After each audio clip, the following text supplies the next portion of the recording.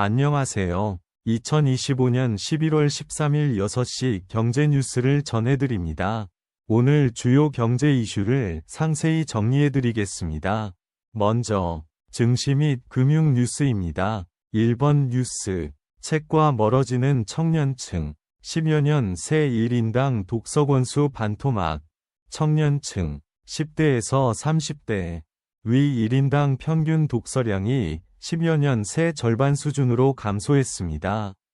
10대의 경우 2011년 22.2권에서 2023년 11.7권으로, 20대는 2011년 18.8권에서 2023년 9.4권으로 급감했습니다.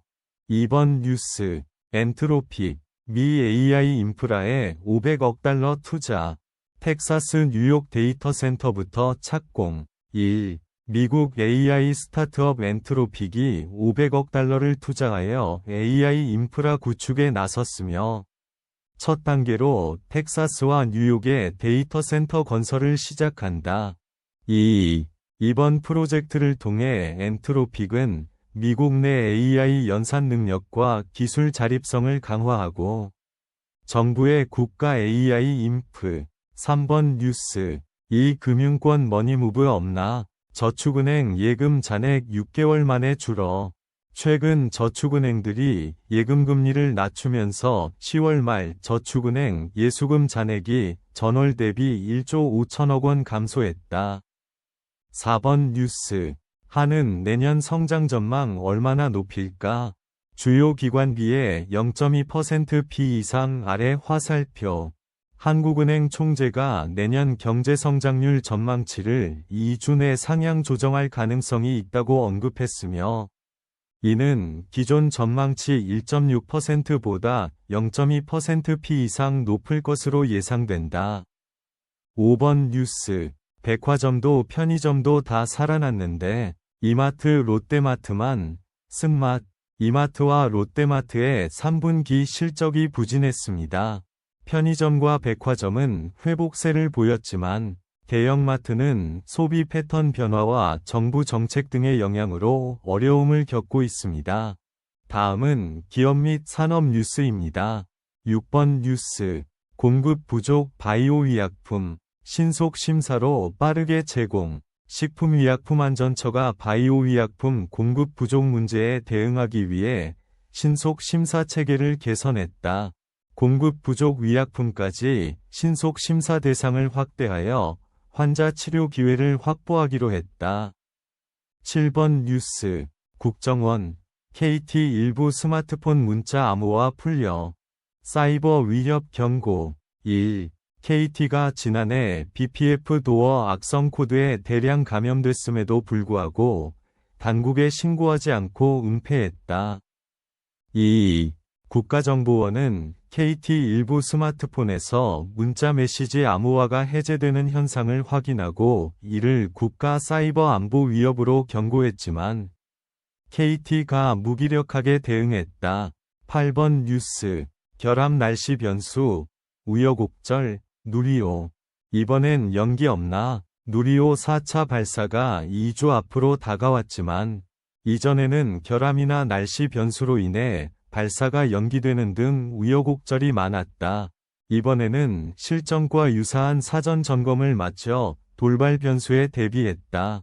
9번 뉴스, 뉴진스 소속사로 복귀, 소식. 하이브 주가도 뛰었다. 걸그룹 뉴진스 멤버들이 소속사 어도어와의 갈등 끝에 복귀 의사를 밝혔고, 이에 따라 소속사 하이브의 주가가 상승했다. 10번 뉴스, 겨울옷 사러 백화점으로 갈까? 내일부터 대규모 할인 행사 돌입. 국내 주요 백화점 3사가 내일부터 겨울 시즌을 맞아 대규모 정기 세일에 들어간다. 이번 행사는 한파로 인한 방한용품 수요 증가를 겨냥한 것으로 보이며, 다양한 브랜드의 가을 겨울 위류와 스포츠 용품, 키즈 제품 등을 최대 40% 할인 판매한다. 마지막으로 부동산 및 경제 정책 뉴스입니다. 11번 뉴스, 값비싼 명품이 아니다. 부자들이 운을 놓치지 않기 위해 꼭 갖춰 입는 것. 성공한 부자들이 신뢰감과 좋은 이미지를 주기 위해 패션에 신경 쓴다는 내용입니다. 박윤희 그리디어스 대표는 억만장자, 유명 모델, CEO 등이 좋아하는 패션 디자이너로 특히 중요한 자리에서 입는 정장이 성공의 필수적인 요소라고 말했습니다. 12번 뉴스. 2시간 교통지옥. 30분이면 오케이. 마닐라에 K기술 새기는 현대건설. 현대건설이 필리핀 마닐라 남부철도 45609 건설 프로젝트를 수행하면서 자동차로 2시간이 걸리던 구간을 30분 이내로 단축시켜 교통난 해소와 인구 산업 분산 효과를 기대하고 있다. 13번 뉴스. 국제유가. 내년 공급 부족 전망 철회의 급락. WTI-사. 오펙2 내년 석유시장 전망을 공급 부족에서 수급 균형으로 변경하면서 국제유가가 4% 하락했습니다. 14번 뉴스. 확장 재정에 국고채 월 6조 넘게 더 찍어야 픽코노미.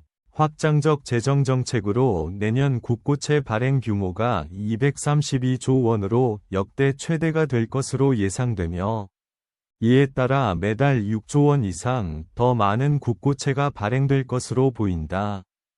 15번 뉴스. 이창용 매파적 발언에 국고채 급등. 이창용 하는 총재의 매파적 발언으로 국고채 금리가 급등하고 있습니다.